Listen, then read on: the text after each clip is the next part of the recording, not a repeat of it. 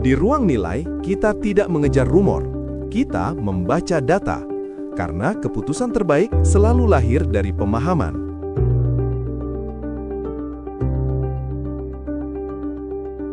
Oke, kita mau coba bedah bareng-bareng sebuah skenario yang jujur aja penting banget buat semua investor di Indonesia. Gimana kalau amit-amit pasar saham kita itu turun kelas menurut MSCI? Nah, MSCI ini kan acuan buat banyak banget dana investasi global. Jadi, ini bukan ramalan ya, sama sekali bukan. Anggap aja ini simulasi berdasarkan data historis buat ngelihat polanya tuh biasanya kayak gimana sih? Jadi, pertanyaan besarnya kan simple, tapi penting banget. Apa sih yang bakal terjadi kalau IEHSG beneran turun kelas? Nah, skenario yang kita bahas ini, kita bangun dari pola-pola reaksi para manajer investasi global di masa lalu. Yuk, kita urai satu persatu biar kebayang.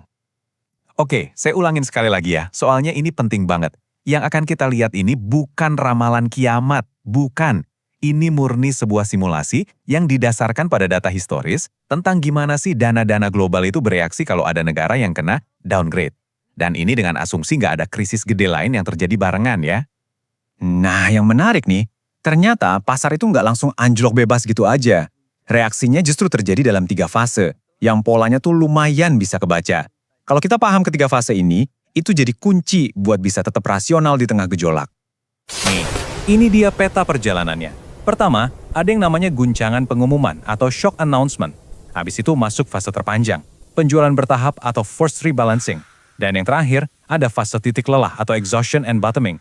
Ini saat pasar mulai nemuin dasarnya. Oke, kita bedah satu-satu ya. Fase pertama ini, wah ini momen yang paling dramatis, paling berisik.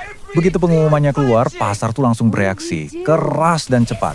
Nah, fase inilah yang biasanya jadi headline di mana-mana, penuh kepanikan.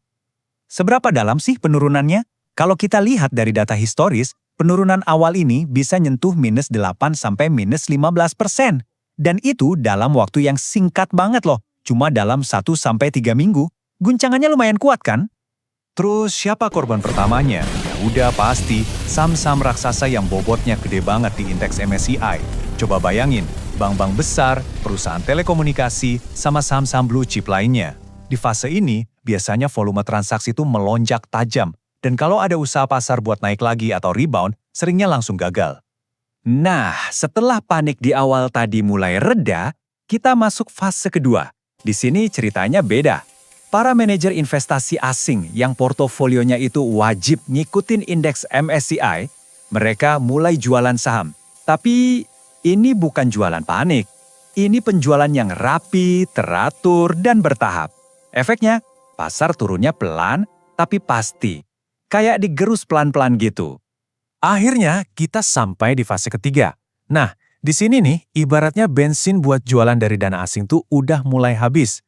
Di titik ini, bahkan berita jelek sekalipun udah nggak mampu lagi nekan harga lebih dalam.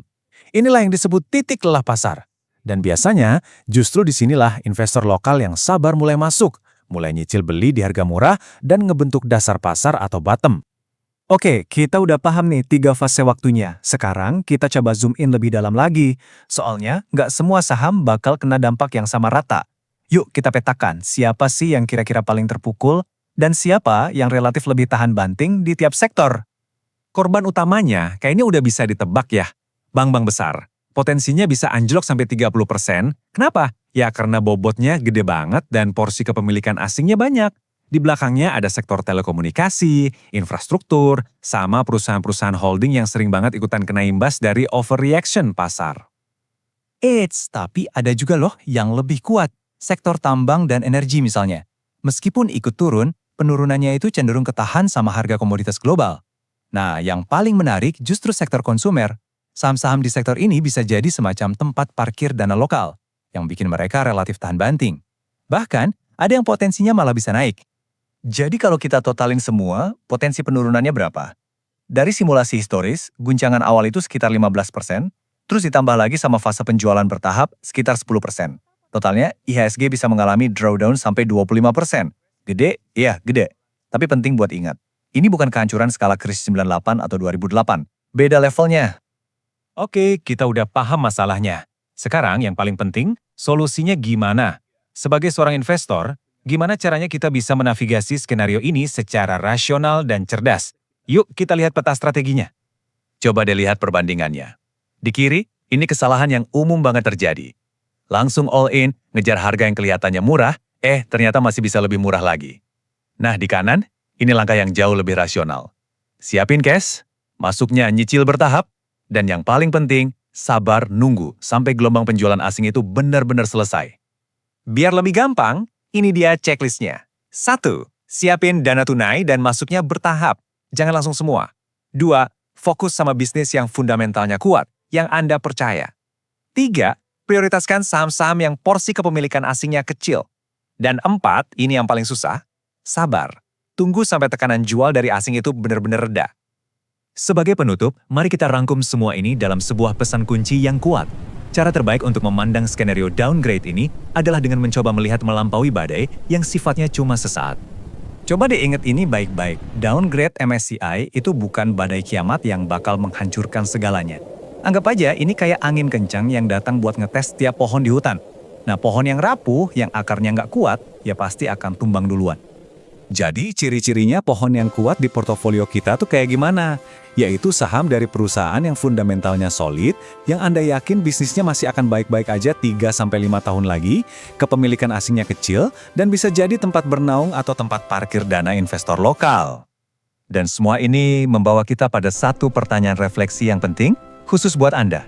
Setelah melihat semua simulasi ini, coba deh lihat lagi isi portofolio Anda sekarang, dan tanyakan pada diri sendiri. Seberapa kokoh isinya untuk menghadapi angin kencang seperti ini? Jika analisis berbasis data seperti ini bermanfaat, dukung Ruang Nilai dengan subscribe, karena keputusan yang baik selalu berawal dari pemahaman.